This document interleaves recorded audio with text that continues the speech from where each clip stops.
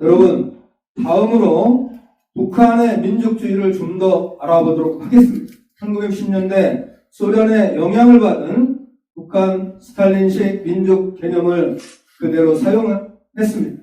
민족이란 공통의 언어, 영토, 경제생활, 심리상태를 갖는다는 것입니다. 1970년대 북한은 스탈린식 민족 개념에서 혈통 개념을 추가합니다.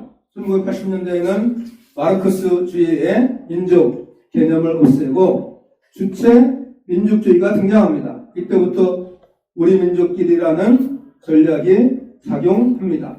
1990년대에는 주체 사상을 연방제 통일 방안과 연계시키고 마침내 수령이 영도하는 민족 제일주의를 주장합니다.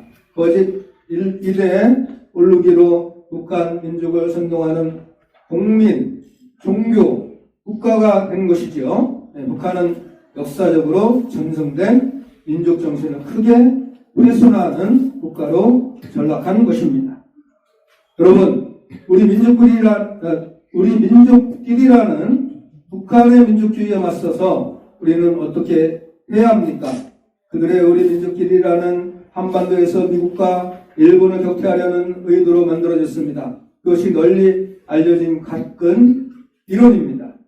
우리나라 선조들이 머리에 쓰고 다녔던 갓은 두 개의 끈으로 지탱합니다. 이 두 개의 끈 중에서 하나만 끊어져도 갓은 머리에서 떨어집니다. 남조선을 지탱하는 그 두 개의 갓끈이 미국과 일본이랍니다.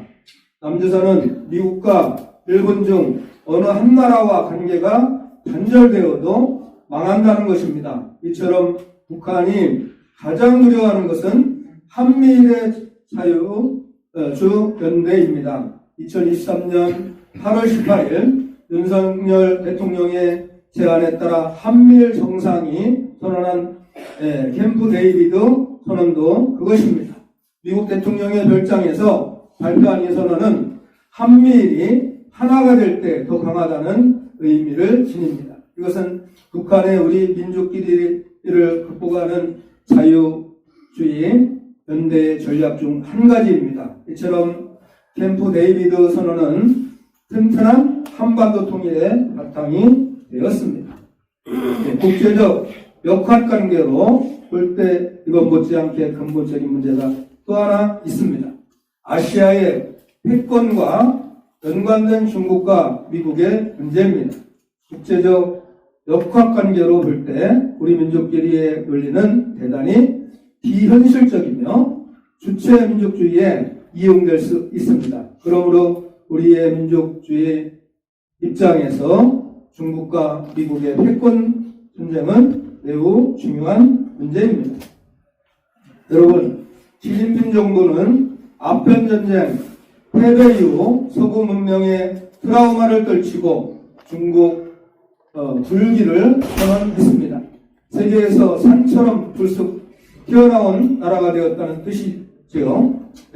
숨겨둔 발톱을 드러낸다는 도광양해를 벗어나 대의 평창 정책에 자신감을 드러낸 것입니다.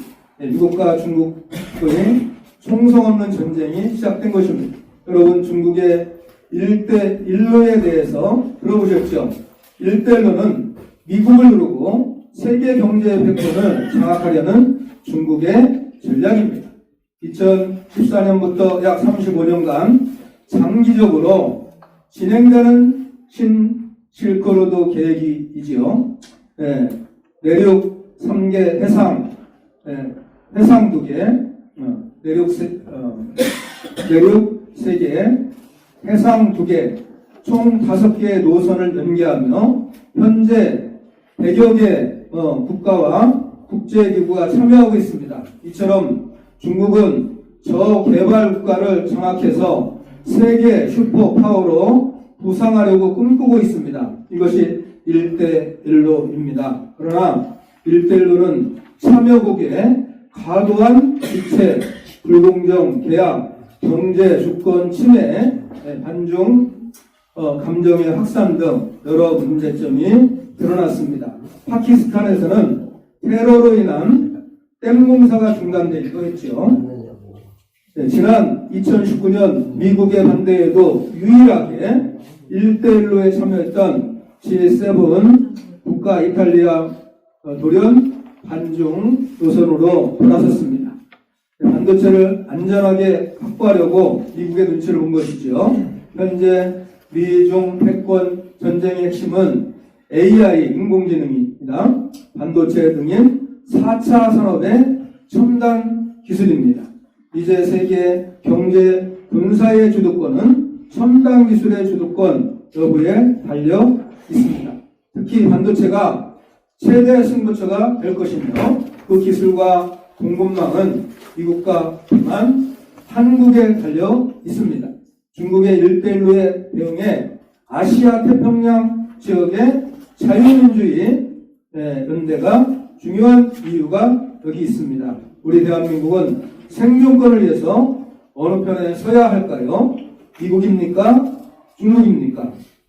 여러분, 동북 공정에 대해서 들어보셨나요? 네, 그리고 중국 몽을 들어보셨나요? 네, 동북 공정이란 중국이 동북 지방의 영유권을 확보하여 아시아의 종주국이 된다는 계획입니다. 우리나라 영토였던 만주 땅 간도의 반환 소송에서 영토 반환을 거부하고 중화 사상으로 동북아시아를 중국의 영향 아래 둔다는 것이죠. 정치적으로 통일한국을 견제하면서 사상적으로 중국식 사회주의를 확대한다는 말입니다. 그래서 중국몽이란 중국의 꿈은 중화사상 중심으로 사회주의를 확대한다는 말입니다. 2017년 문재인 대통령이 중국 베이징 대학교에서 높은 산봉우리 중국몽 모두의 꿈이라는 내용으로 연설하였습니다. 과연 중국몽의 실체를 올바로 보고 한 말일까요? 묻지 않을 수 없습니다. 1대1로는 중국의 패권주의와 중국식 사회주의를 확산하려는 의도가 분명합니다. 네, 그래서 세계적인 우려를 자아내고 있습니다. 네, 또한 동북공정은 역사를 왜곡하고 주변 국가와의 관계를 고려하지 않고 추진하고 있습니다. 중국 중심의 자국 이기주의와 사회주의 혁명에 편협함을 드러내는 등 많은 문제점이 있습니다. 그러면 미국은 어떨까요? 미국은 구소련을 붕괴시킨 스타워즈에 이어 뉴스페이스 시대를 열어가고 있습니다. 우주 플랫폼 정거장 사업이 그것입니다. 미국 항공 우주국 나사의 경우 우리는 머물기에 달에 간다라고 얘기하였습니다. 달 탐사 계획을 말한 것이지요. 특히 미국의 우주 산업이 민간 산업으로 새 국면을 맞게 되었습니다. 애플사의 인터넷망 구축 사업, 일론 머스크 스페이스 X사의 우주 인테너 사업이 그것입니다.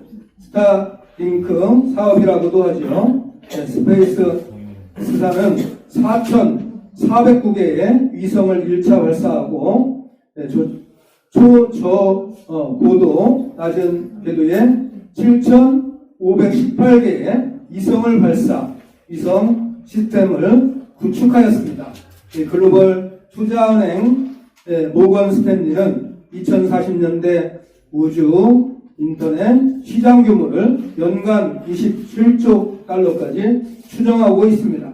여러분, 중국, 미국의 패권 전쟁에서 최후의 승자는 누구일까요?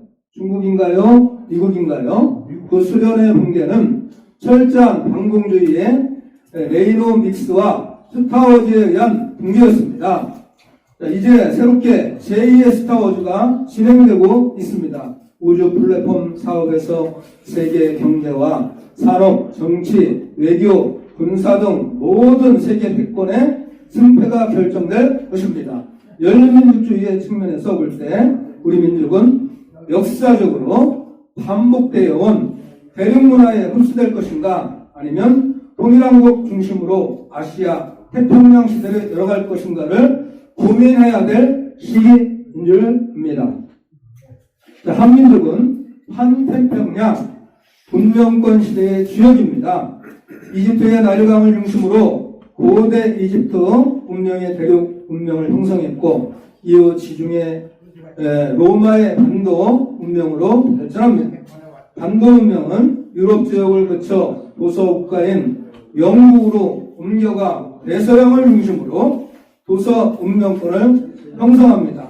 그 후 도서 문명권은 대서양을 건너 아메리카 대륙으로 이동하며 미국을 중심으로 최첨단 과학기술 문명으로 열매를 맺었습니다. 금세기 태평양 문명은 도서국가인 일본을 거쳐 한반도 중심의 반도 문명권을 형성하고 있습니다. 세계 문명의 이동은 한반도에서 열매를 맺게 되고 드디어 한민족은 아시아 태평양 문명권 시대의 주역으로 떠오르고 있습니다. 열린민족주의는 동토는 아시아 태평양 문명 시대에 걸맞은 민족주의라고 할 수 있겠습니다. 자, 여러분, 지금은 서구 문명의 위기입니다. 이것은 인간 본래의 이상을 잃어버린 정체성의 위기요, 신을 잃어버린 물질 문명의 한계입니다. 인간은 물질 문명의 노예로 전락하였고 과학적 이성을 믿었던 인류는 두 차례의 세계대전을 통해 야만 시대로 돌아갔습니다. 서구의 사상은 온통 유물론과 무신론으로 기울어 신 중심의 절대가 가치와 인격의 존엄성을 무시하고 있습니다. 현대사회에 큰 영향을 미친 마르크스 유물론, 니체의 신, 죽음, 가인의 진화론 등이 모두 그렇습니다. 이처럼 현대는 신을 잃어버린 시대입니다. 현대인의 삶은 또 어떻습니까?